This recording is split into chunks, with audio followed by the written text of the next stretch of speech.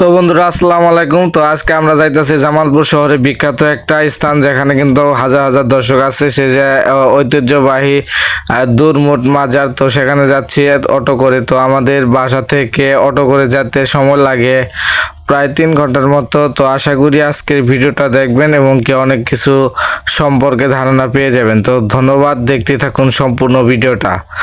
তো আপনার যেহেতু আমাদের এলাকার মেট্রো পথ, তো তার জন্য কিন্তু অটো নিয়েছি এবং কি অটো দিয়ে যেতে 3 ঘন্টার মতো সময় লাগে। তো এভাবে আমরা কিছুক্ষণ যাওয়ার পরে হঠাৎ কিন্তু দেখতে পাচ্ছেন সন্ধ্যা কিন্তু হয়ে গেছে। সন্ধ্যা বাতি কিন্তু বিভিন্ন প্রজেক্টে দেখা যাচ্ছে। এভাবে আমরা কিছুক্ষণ যাই, তো অবশেষে কিন্তু আমরা মাজারে এসে পড়ি।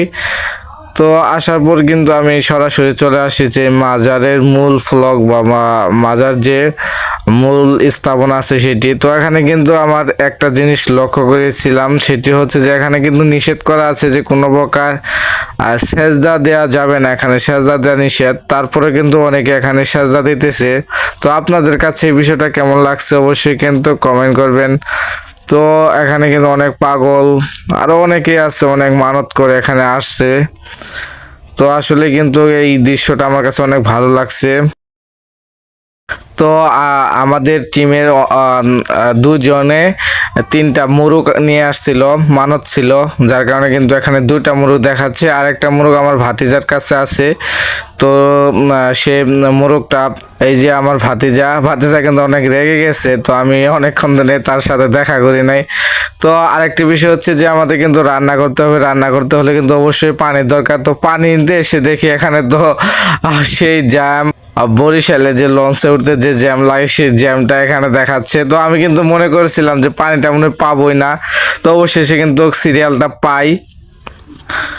দেখতে পাচ্ছেন আমরা কিন্তু এখানে বোতল এনেছি। তো ফাইনালি কিন্তু পানিটা পাই এবং কি ভাতিজাকে বললে পানি নেওয়ার স্বাদটা কেমন। তো ভাতিজা কিন্তু বললোই। তো এদিকে কিন্তু আমাদের যে রান্না বান্নার কাজ সেটা কিন্তু চলতেছে। তো আমরা যেহেতু কোনো বাবুর্চি ইউজ করি নাই, আমরা নিজেরাই যেভাবে পারি সেভাবে চেষ্টা করতেছি। তো এখানে কিন্তু রান্না বান্না চলতেছে। তো রান্নার ফাঁকে আমরা একটু ঘুরতে আসি। তো এখানে কিন্তু বাউল গান হইতেছে। তো বাউল গানটা আমরা কিছুক্ষণ শুনি।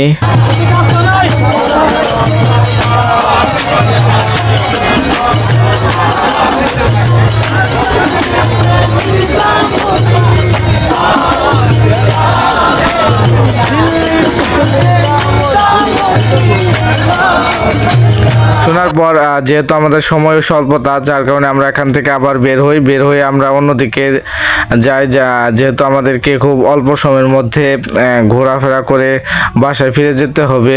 তো দেখতে পাচ্ছেন এখানে কিন্তু শিশু সহ অনেকেই কিন্তু বিভিন্ন রাইডে শেয়ার করতেছে। তো এই রাইডগুলো কিন্তু আমার কাছে খুবই ভালো লাগছে এবং কি এই রাইডগুলো আমার খুব পছন্দ হয়েছে। তো আর লাইটিংটা আমার কাছে বিশেষ করে অনেক ভালো লাগছে।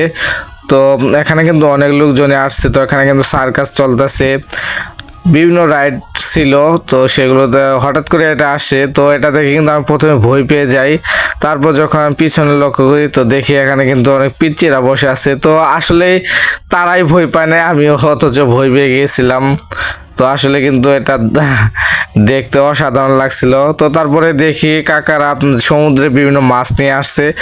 তো আমাকে ভিডিও করতে নিষেধ করে, যার কারণে কিন্তু ভিডিওটা করতে পারি নাই। কি যেন সমস্যা সেটা জানি। তো অবশেষে কিন্তু আমাদের কিন্তু সেই রান্না বান্নাটা কমপ্লিট হয়ে গেছে, আমরা খাইতেছি। তো আমি যেহেতু একটু বাইরে ছিলাম, যার কারণে আমার লেট হয়ে যায়। তো এখানে কিন্তু সবাই খেতে বসে পড়েছে।